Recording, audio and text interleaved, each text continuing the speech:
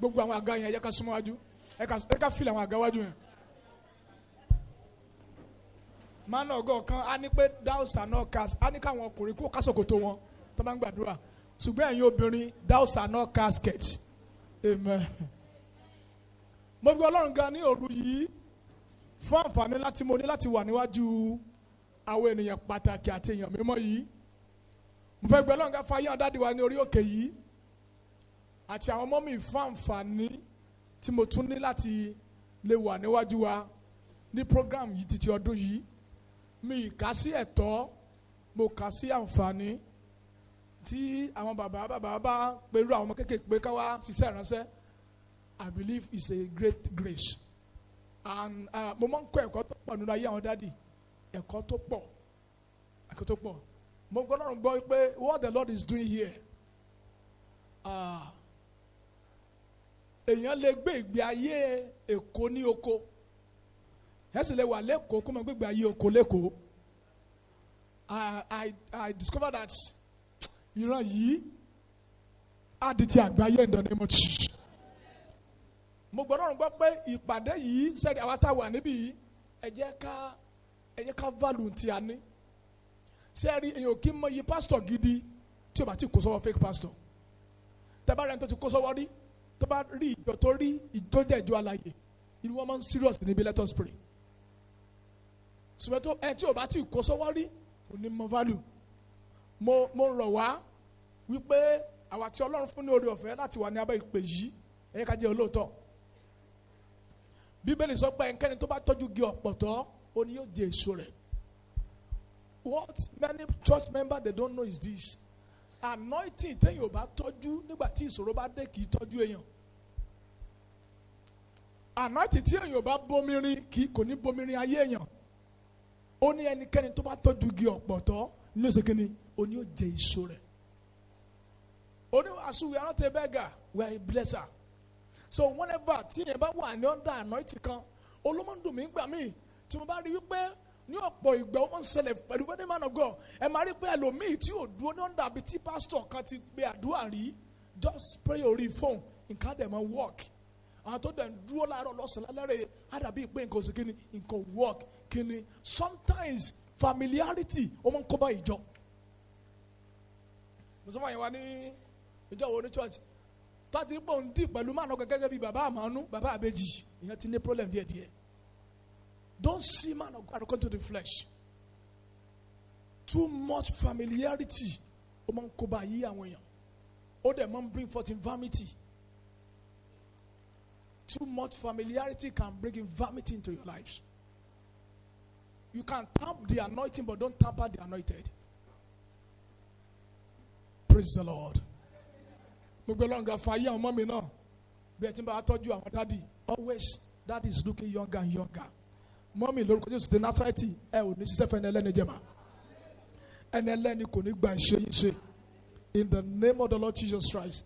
Mo wo kí ni bàbá Adébóyè kan ní marriage wọn pé 52 years mo ní olúwa mọ̀ ràn wá náà lọ́wọ́ 52 years ẹ̀dẹ̀ wo bàbá yẹn wọ́n ní káàmpù tí fẹ́ẹ́ dé Èkó báyìí ó ti ń wọnú lọ bàdé sọ pé ntọ́lọ́ ń bá wọn sọ àwọn ò tí ì rí mo ní yé káàmpù ti fẹ́ jáde Èkó bàbá yẹn sọ pé ntọ́lọ́ ń bá wọn sọ àwọn ò tí ì rí ṣètò tó jáde London wọn tó fẹ́ rí ni hallelujah. So yẹn túmọ̀ sí pé ìran tí ò bá tó kú lé lórí kò tó gbé ayé lé lórí. So ìran tí àwọn abáyẹn ń rí ni ò jẹ́ kí wọ́n sùn. Mo gbàdúrà wípé ìran ìpè yìí yóò fọ̀n. Mo fẹ́ appreciate all the ministers of God also for your support with our daddy. The Lord will support you too. Ní dání kan sí ayé, all the deacon and deaconess, all the headers, the Lord will be with you in Jesus' mighty name. Gbogbo ọlọ́ngà fún ayé gbogbo ọmọ ìjọ kọ̀ọ̀kan náà it is well with you. Isaiah chapter 40. Isaiah chapter 40. That's 30 to 31. Eka ema Kayoba Ekiti. Ìbàdàn ní èrè. Oya. Àní àárẹ̀ yóò mú àwọn ọ̀dọ́mọdé. Yóò sì rẹ̀ wọ́n. Àti àwọn ọ̀dọ́mọbìnrin yóò tilẹ̀ ṣubú pátápátá. ṣùgbọ́n àwọn tó bá dé òde Olúwa yóò tún agbára wọn ṣe. Wọ́n fi ìyẹ́ gòkè bí idì. Wọ́n sáré kì yóò rẹ̀ wọ́n. Wọ́n rìn àárẹ̀ kì yóò mú wọn. Mo wá síbí lóru yìí pẹ̀lú one of my sons, the Lord say, my youth leader, Brother Timileyin. You are blessed in the name of Jesus Christ. Just say hallelujah where you are. Hallelujah. So, fly like eagle. Fífò bí idì.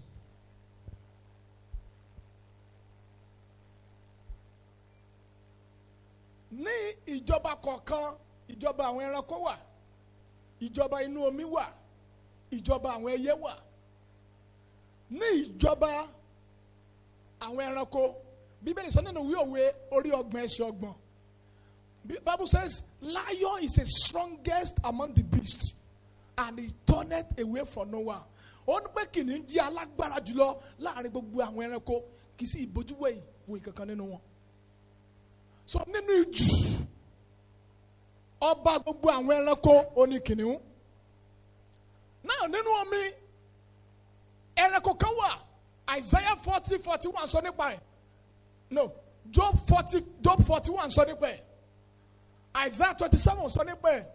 Nínú omi, olórí wọn nínú omi, òun wọ́n pe ẹranko yẹn ní Leviathan. Tẹ́ bá fẹ́ máa gbọ́ àti Leviathan ní ẹlẹ́ka Isaiah 41. Bíbélì sọ bí Leviathan ti ní agbára tó. Bíbélì fi yé wa pé Leviathan yìí tí wọ́n bá sọ ní ọkọ̀ á dàbí wọ́n tí wọ́n fi ewé tútù tó fi nà yàn. Bíbélì sọ pé Leviathan yìí ó máa ń jẹ́ kí ibú omi kó máa hó bí wọ́n ti máa gbómi kaná.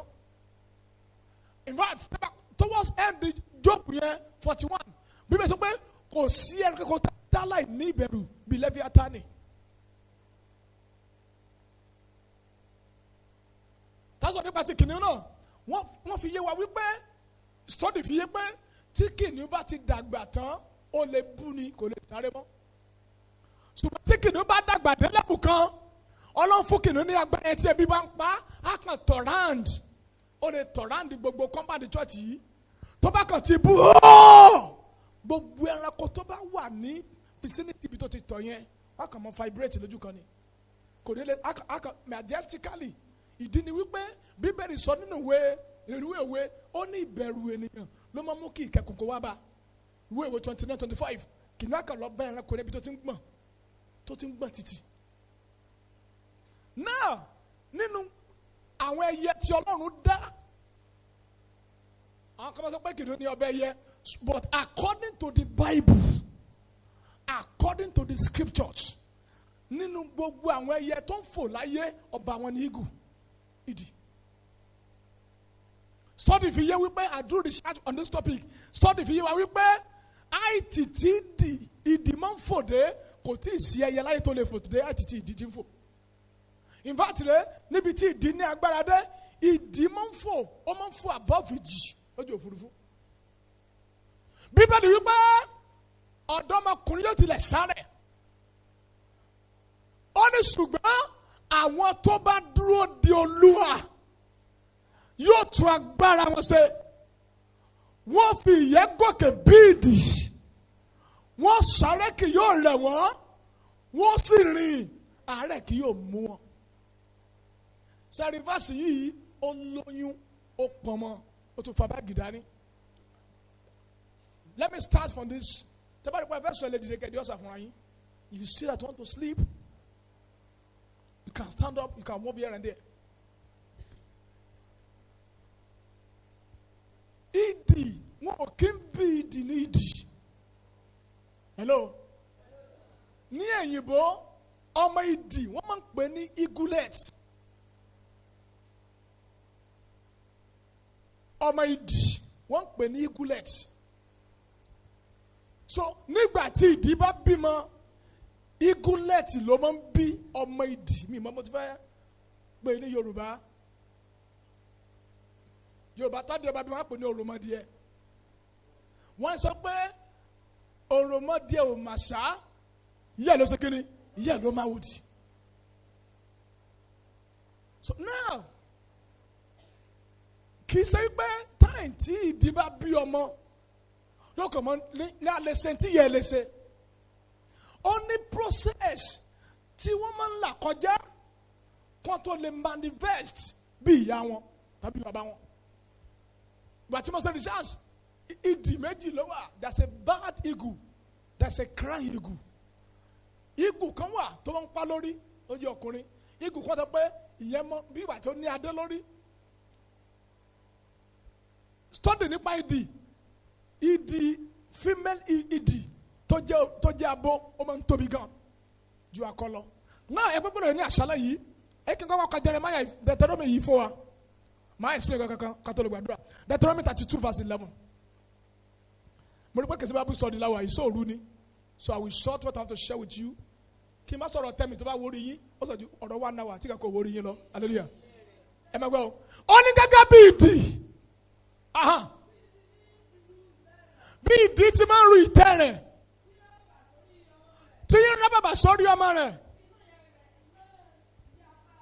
Tí sì na ìyá apá rẹ̀. Tí sì gbé wọn. Á gbé wọn lọ lórí ìyá apá rẹ̀. Bẹ́ẹ̀ ni Olúwa nìkan ló ṣe amọ̀nà rẹ̀. Kò sì sí òrìṣà pẹ̀lú rẹ̀. Praise the Lord. Ní verse yìí, ohun tí Báàbù rí verse ni wípé tẹ́bá ka Deuteronomy Exodus 19, Olúwa sọ fún Mósè pé òun Ọlọ́run gbé àwọn ọmọ Ísírẹ́lì kúrò ní ó mú wọn lágìjù kọjá ó mọ̀ kúrò ní Íjíbítì pẹ̀lú ìyẹ́ idì. Now, ohun kan wà nípa idì tí wọ́n ra ṣọ́ọ̀tì ní Deuteronomy 32 verse 11 yìí. Ẹyẹ idì nígbà tó bá bí ọmọ àmọ́ nọ́ọ̀sẹ̀ àmọ́ fún lóúnjẹ tó bá ti wá rí pé igun láti yẹn ó ti dẹ̀gbẹ̀dẹ̀ lẹ́bù kan àwa fẹ́ oúnjẹ tó ti ń jẹ bó train tó fẹ́ fún àwa tẹ̀sẹ̀ wò àwa gbé lọ sí orí òkè téńté àkà yẹ̀ fún ni tó ti ń pariwo dáàdì mi mo gbé o dáàdì mi mo gbé o dáàdì mi mo gbé o tó fẹ́ jábọ́ àsìkiri àtúngbé àtúmọ̀ nọ́ọ̀sẹ̀ tó bá tún yá àsìkiri àtúnyẹ̀ fún torí pé ó ti fọ bí 5 minutes ó tún fẹ́ lọ forí lẹ́sìkiri àtúngbé padà bíbélì sọ pé gẹ́gẹ́ bí ìdí ti máa ń gbé ọmọ rẹ̀ ní ẹ̀yìn rẹ̀ gẹ́gẹ́ bẹ́ẹ̀ ni Ọlọ́run ti gbé Ísírẹ́lì. Ẹgbẹ́ gbọ́dọ̀ yìí ní òru yìí gẹ́gẹ́ bí ìdì mo kà mọ̀ yìí pé ìdì kì í ṣàdédé operate gẹ́gẹ́ bí ìdì ó ní processing tí ìdì máa ń là kọjá kó tó fò. Ìjọba yìí pé ní ọjọ́ tí a ti bí ọmọ ìta bí lọ́kùnrin àti ìta bí ní obìnrin gbogbo tí ó fi jí ọkùnrin àti tí ó fi jí obìnrin ó wà nínú ẹ̀. Ìgbà mi wà tí àwọn twins rẹ̀ wọ́n lè mú bóyá kán mú bra láìsí ìlọ́mú kankan converse bá kan mú wò pé ojú ló ń kọ́ ọmọ olè tó ń dájọ́ torí pé kí ni ohun tí gbogbo ilé bá dá bàbá ẹ̀ sí kí ni bàbá ẹ̀ ní òkò. Ìjọba wípé ọ̀pọ̀lọpọ̀ náà rẹ̀ gbogbo ń ta nílò láti fi jẹ́ ìtọ́lọ̀ fẹ́ ká wá jẹ́ láyé ó wà nínú ayé wa. Ṣùgbọ́n there is a process. Ọ̀pọ̀lọpọ̀ wa lónìí pàápàá jùlọ àwọn ọ̀dọ́ many of us we want the product but we don't want the process. There is no product without process. Aṣọ tá a wọ̀ yìí kó tó di wíwọ̀ ó ní process tó là kọjá. Wọ́n kọ́kọ́ kìí ṣọ́ọ̀ṣì bọ́ wọ́n rán wọ́n ṣe gbẹ́ wọ́n ṣe finishing kó tó di wíwọ̀. Gẹ́gẹ́ bẹ́ẹ̀ náà ní ayé wa. Bíbélì sọ wípé àwọn tó bá dúró di Olúwa yóò tún agbára wọn ṣe. Ó ní wọ́n ṣe kí ni wọ́n fi ìyẹ́ gòkè bíi dì. À ń sọ̀rọ̀ kan my son dey here. Ó bèrè kí lọ́wọ́ mi rẹ̀ touch mi. Bíbélì sọ ní 1 Peter chapter 5 verse 10. Bíbélì wípé Ọlọ́run orí ọ̀fẹ́ tó ti pè yín sínú ògo Pétérù kìíní orí 5 ẹsẹ̀ 10 ó ní lẹ́yìn ìgbà tẹ́ bá ti jìyà díẹ̀ yóò wá ṣe yín pé yóò fìdí yín kalẹ̀ yóò sì fi ẹsẹ̀ yín múlẹ̀ pé kí ni Bible rí ìfàsí pẹ̀lú ìyà díẹ̀ jẹ́wọ́ pé the word suffering nínú ìjọ Ọlọ́run ní Christianity àfẹ́ gbọ́ suffering mọ́ ẹgbẹ́ gbọ́dọ̀ yìí ní òru yìí suffering méjì ló wà. kí èèyàn máa sọ́fà lọ́wọ́ èṣù ó wà, suffering títí Ọlọ́run wà. Ìjẹ́mọ̀ wípé ní òru yìí bí èmi àti ti wà nínú sóòru yìí suffering kan là ń ṣe báyìí. Ẹ̀gbọ́n lóru yìí kò sí ẹni tí ó là tí ò ní là nǹkan kan kọjá. Ẹni tó bá fẹ́ tàn láì ní ìtàn kò ní pẹ́ tán. Àtàn ni ó hẹ́ndì sí. Tí àwọn dáàdi bá sọ express ministry tó bá sọ tí wọ́n ti là kọjá àwọn gbogbo lálẹ́ rí níta rí níbí lónìí, ṣùgbọ́n wọ́n ní kẹ́gbàdo tó di ẹ̀kọ́ ojú ẹ̀sìn kínní ojú ẹ̀ rí. Sẹ́rí processing yìí tí àwọn èèyàn ò fẹ́ là kọjá lónìí làwọn èèyàn di ológun ló di ìdàkudà nínú sẹ́ńsà àti nínú ayé.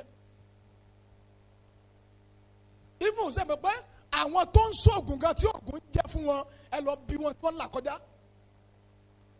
Ẹlòmíì tó ṣoògùn tẹ̀ ń ìjàmbá pé àwọn ọ̀pọ̀pọ̀ tẹ̀ ń wò lónìí tí ò ní Kristi sọ́fánẹ́sì tí ẹlòmíì ń sọ́fà wọn, ẹlòmíì àgọ́ méjì ló gbọdọ̀ lùbá lórí bẹ́ẹ̀dì. Praise God. So bí ìdì á gbé àwọn ọmọ ẹ̀ á gbé wọn sórí ìyẹ́ á wá yẹ̀ fún wọn. Ẹgbẹ́ gbọ́dọ̀ yìí ní àṣálẹ́ yìí praise God o. Praise God o. Jẹ́mọ̀ yìí pé àdúrà tí ọ̀pọ̀lọpọ̀ àwọn òbí tàbí níbí lóru ìta ń gbà báyìí ká ní àwọn kan ti gbà fún àwa ayé wo níwà bí tó wà yìí. Ẹ bá agree bẹ́ẹ̀ ẹ sọ pé mo agree.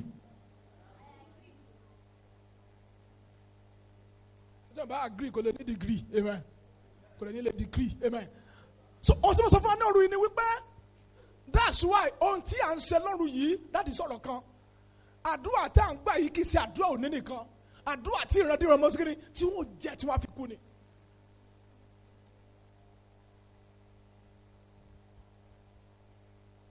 Ẹ̀kọ́ tó yẹ kó kọ́ lára ìdí pọ̀. Sẹ́rí mẹ́kàmọ́ kan ní òní yìí pé ilé ìwé tó bá máa ń promote ọmọ láì dánwò kì í ṣe ilé ìwé gidi.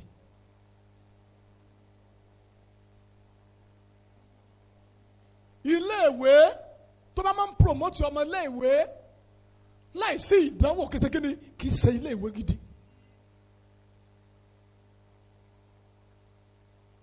Tí ayé wo bá fò lókè à ń lò ká kọ́ bí àti dúró de Olúwa.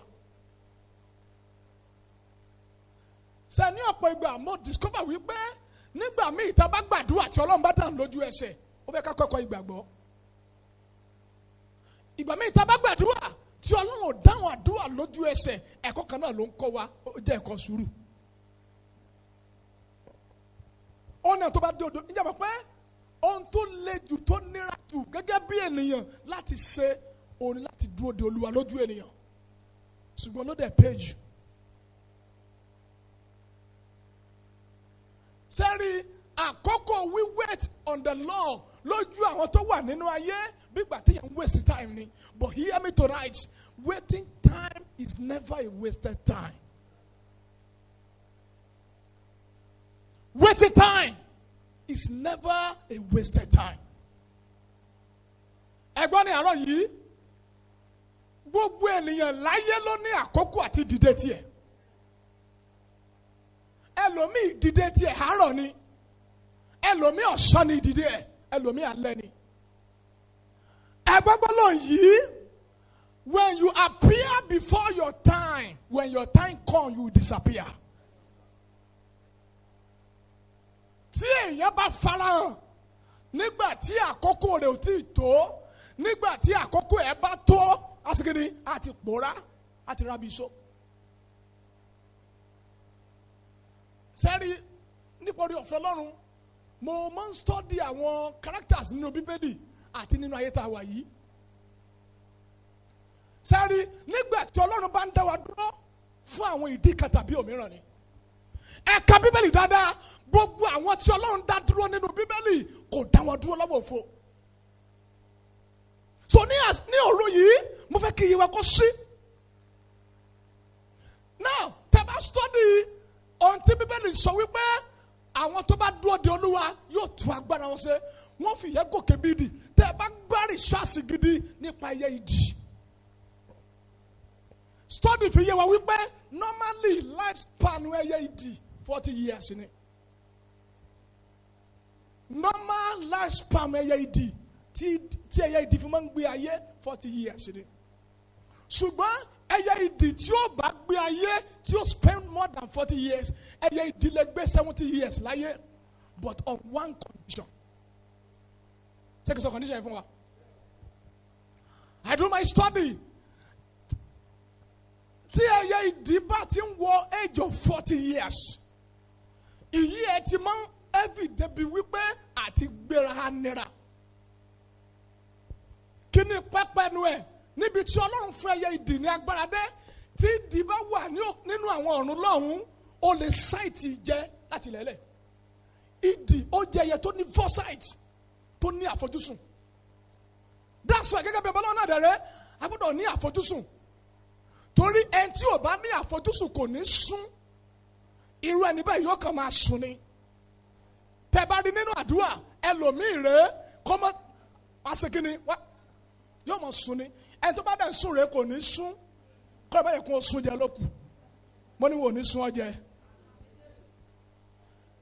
Kẹ́bà mọ̀ pé orun ẹlòmíì nínú àdúrà kì í sọ́dúnárìlì. Ẹ jẹ́ ká parí ìṣòro báyìí sí re. Ẹlòmíì lè tó ọjọ́ di kiri. Àtẹ̀jọ́ Buhari, àtẹ̀jọ́ Jákàndé, àtẹ̀jọ́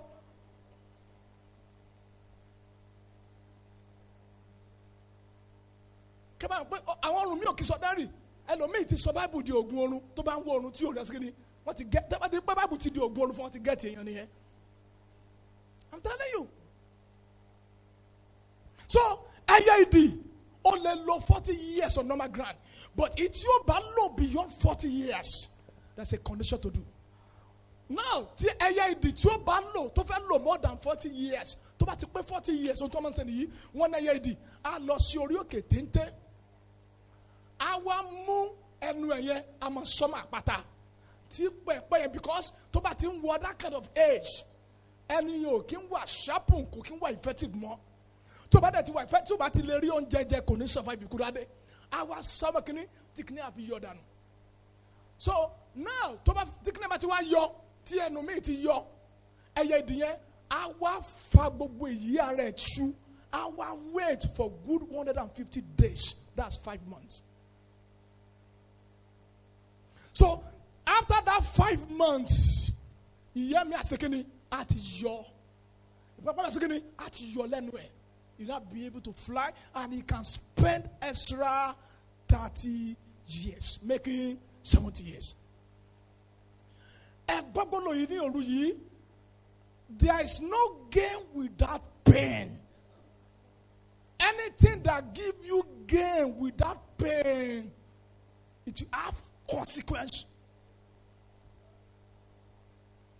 Ẹ̀rọ̀bí sọ̀rọ̀ rọrùn ni. Iṣẹ́ ni sọ̀rọ̀. Iṣẹ́ ni àwẹ̀, iṣẹ́ ni àdúrà. Hallelujah.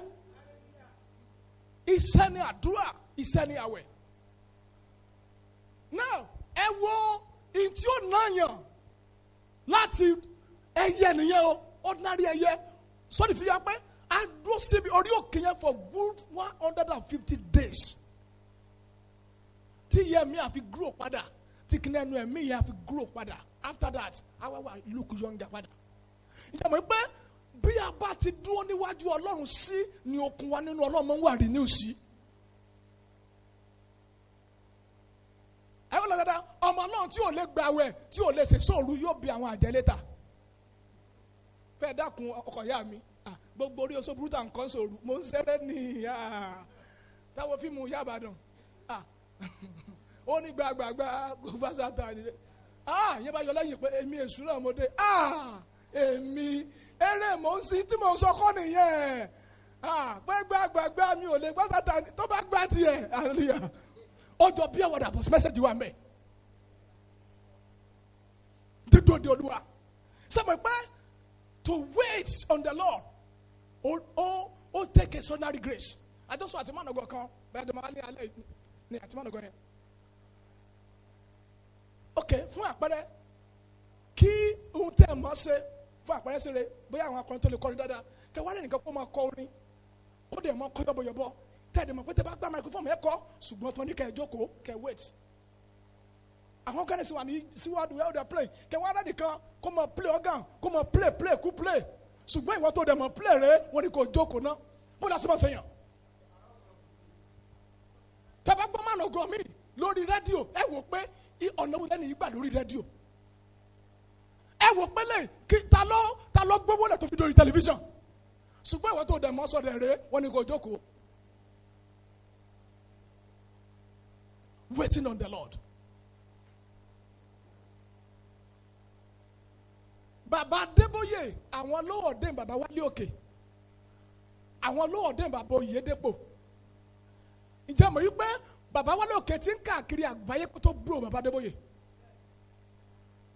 bàbá Wálé Òkè sọ̀rọ̀ yẹn àwọn not there friend pàmbẹ́ ló sọ bàbá Adébóyè bàbá Wálé Òkè ó ti ń káàkiri àgbáyé kó tó búrò bàbá Oyèdépò now in fact wọ́n ní chọ́ọ̀chì kan wà ní UK mo ti bèrè àwọn tó ti dé UK dáadáa wọ́n pe chọ́ọ̀chì yẹn ní Kensington Temple chọ́ọ̀chì yìí tí a bá lọ di oníwàásù àgbáyé tí o bá ti mínísítà bẹ̀rẹ̀ kò tí di mínísítà àgbáyé ìdí ni wípé àwọn ọmọ orílẹ̀-èdè 100 ló wà ní chọ́ọ̀chì yẹn Nàìjíríà wà ń bẹ̀ Ghana wà ń bẹ̀ Zimbabwe wà ń bẹ̀ different kind of people so in tó jẹ́ kí chọ́ọ̀chì yóò fi unique nìyẹn so wọ́n ní many years ago bàbá Adébóyè náà wọ́n wà ní UK àti Wálé Òkè bàbá Wálé Òkè wọ́n wá pàdé bàbá ní ọmọ ní olódà wọ́n fẹ́ lọ wàásù ní Kensington Temple ṣé mo pé àwọn ọmọ kan àti ẹ̀mọ́ ń yọ̀ sí lọ́rùn àwọn ọmọ kan náà wà pé tẹ́bi ikú bá ń pààyàn yóò ṣe kí ni yóò mọ̀ mọ́ ara ní tẹ̀ ní sọ́jáde so bàbá ní pé sáwọn lè tẹ̀lé ọ lọ wọ́n bá dẹ̀jọ́ débẹ̀ ìgbà tí pásọ̀ tó ní Kensington Temple yẹn tó fẹ́ introduce bàbá Wálé Òkè ó ní we have in our midst the bishop Reverend Francis Wálé Òkè wọ́n bá dẹ̀ pàtẹ́wọ́ so ẹni bá ní pé he come with his friend ó wá pẹ̀lú ọ̀rẹ́ Pastor Adébóyè wọ́n rọ̀ bá Wálé Òkè gbẹ̀mọ̀ ẹ̀kọ́ fún pé my friend from where? He is my father. Give him 10 years. You will hear him all over the nations of the world. Gbọ́lọ́rù yìí Ọlọ́run lè jẹ́ kí ìdìde àbúrò kó yájú tẹ̀gbọ́n ṣùgbọ́n Ọlọ́run ò gbàgbé ẹ̀gbọ́n. Ọlọ́run lè jẹ́ kí ìyàwó kó ṣáájú ọkọ dìde Ọlọ́run ò gbàgbé ọkọ. Ìgbà tí Ọlọ́run bá ń dá wa dúró ó ṣe kí ni ó ń tún agbára wa ṣe. Gbogbo time fasting and prayer yìí do you know what the Lord is doing for you? The Lord is renew your strength. Sẹ́rí àtàn tó sùn kálẹ̀ àtàn tó wà ń bí yìí àlà ní òfòkù ọ̀lẹ́ hàn. Ìrì Ọlọ́run yìí ṣe sàárà tó máa ń gbé báyàn lé. Ó ní èmi kò ní kí àwọn ọmọ Jákọ́bù kó sì kíni kó wà mí lásán. Tí n tó ṣe ẹ jẹ́ ká wo secular drama. Ìjẹ́ mọ̀ pé kẹsẹ̀tì tó gbé mi wá dìde àwọn olómọ wọn fíìmù secular. Táwọn kẹsẹ̀tì tó gbé mi wá dìde. Orí ṣé mọ̀ pé kẹsẹ̀tì tó gbé mi wá dìde yẹn Ọdúnládé wà ń bẹ̀. Ẹ lọ download ẹ̀ mo sì lórí laptop. Mi mọ̀ pé máa record àgbẹ̀ laptop dání afẹ́ record tẹ́lẹ̀.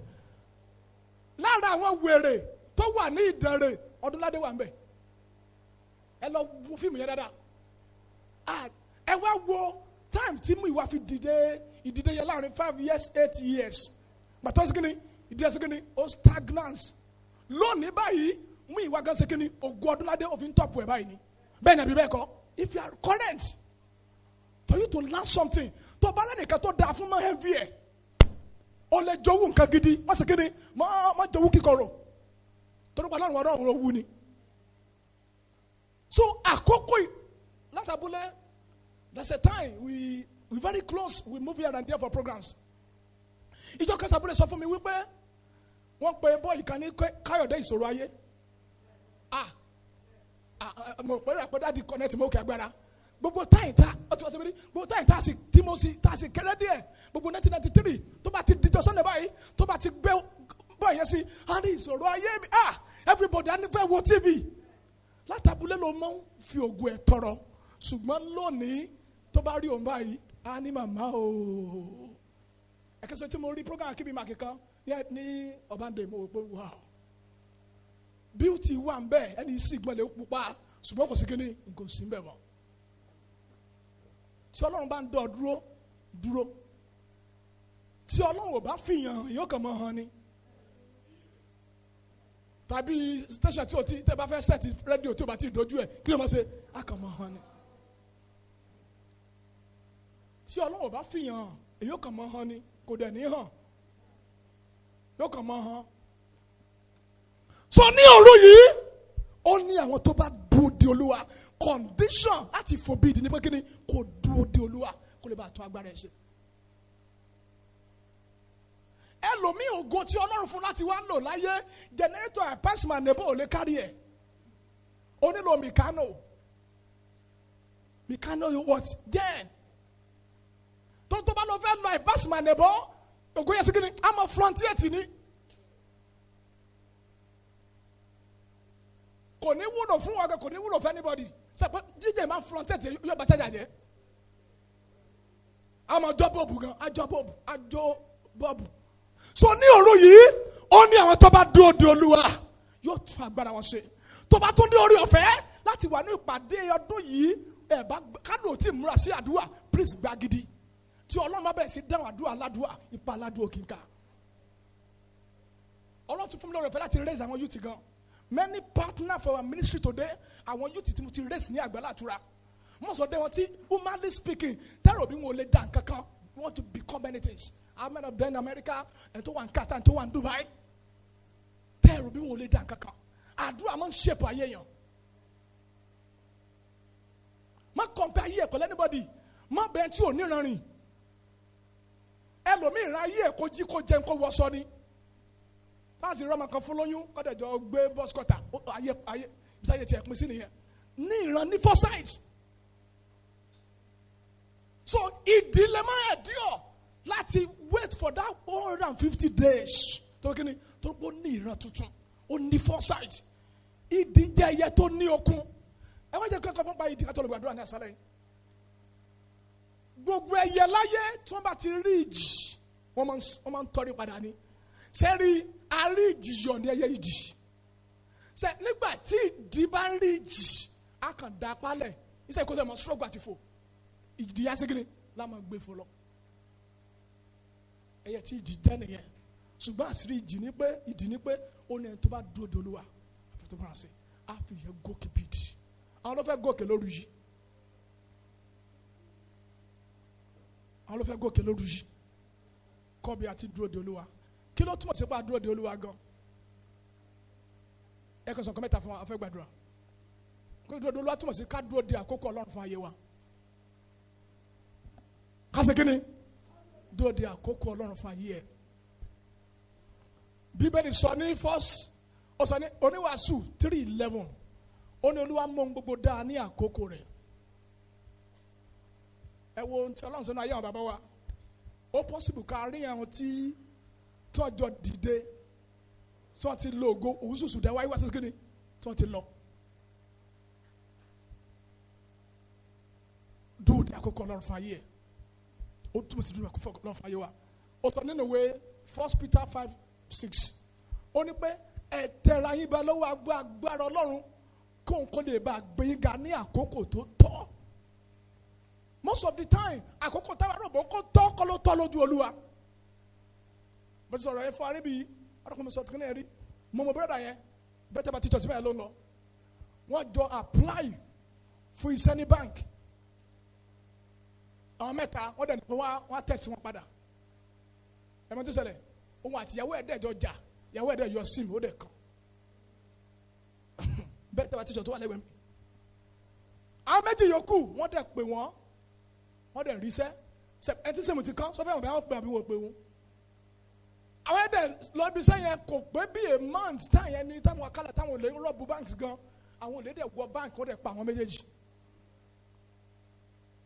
So lójú ẹ tí ìyàwó ẹ̀ kan símù rẹ̀ ibi ní òròbó sóhun opposite kan pọ̀ pẹ́ẹ́tọ́ ìrìn ọlọ́sìn ní nínú ọba gbẹjọ ikú ẹ̀. So when you are waiting on the Lord waiting time is never a wasted time. So dúdú odò lọ́tún sí pé dúdú di àkókò Ọlọ́run fún ayé wa. Ó sọ nínú ìwé Galatia orí kẹnẹsẹ̀kẹni ó ní pé nígbà tí kíkún àkókò tó Olúwa rán ọmọ rẹ̀ jáde. Àwọn kan wà tá à ń pè ní kíkún àkókò Genesis 18:14 Bíbélì sọ wípé òun ká sòro ṣe fún Ọlọ́run ní àkókò tí ó dá. Gbogbo tí Ọlọ́run wí nípa ayé wa ló ní àkókò. Ìkejì dúdú de Ọlọ́run ó túmọ̀ sí dídúró nínú àdúrà. Ohun tá à ń ṣe yìí à ń dúró de Ọlọ́run ni.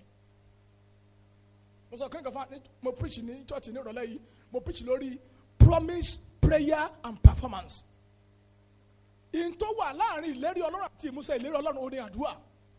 Ọlọ́run ti fi gbèdéke lé ara ẹ̀ tí àwọn èèyàn ò bá gbàdúrà Ọlọ́run kò lè ṣe nǹkan kan.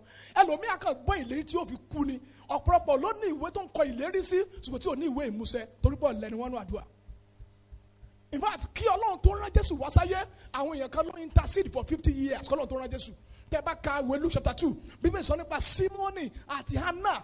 Hánà yìí opó ni age of 30 years ọkọ ẹ ti kú ó dẹ̀ kọ̀ọ̀kan ò ní má rì mọ́ ó bẹ̀rẹ̀ sí gbàdúrà pọ́n gbọ́dọ̀ rí olùgbàlà. Símónì yẹn náà bẹ̀rẹ̀ sí gbàdúrà nígbà tí wọ́n bí Jésù Símónì yẹn kọ́kọ́ sọ tẹ́lẹ̀ pàtó Jésù Olúwa oníṣìṣẹ́ tí mo ti rí olùgbàlà òun rẹ́dí àti lọ. They intercede for 50 years. Tí Ọlọ́run bá nílò kí ayé kó intercede for 50 years kó tó rán Jésù kò sí tí Ọlọ́run ṣe nínú ayé ẹ̀ tó bá gbàdúrà forget it. Forget it.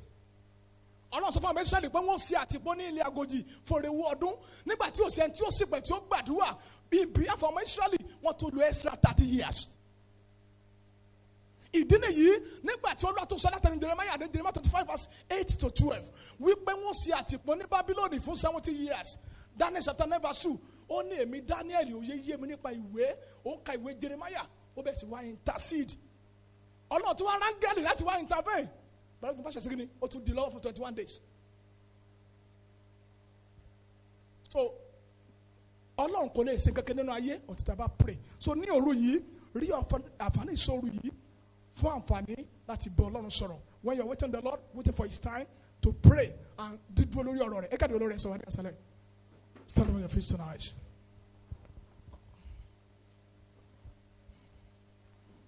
Rihanna mo shata kala mo shata.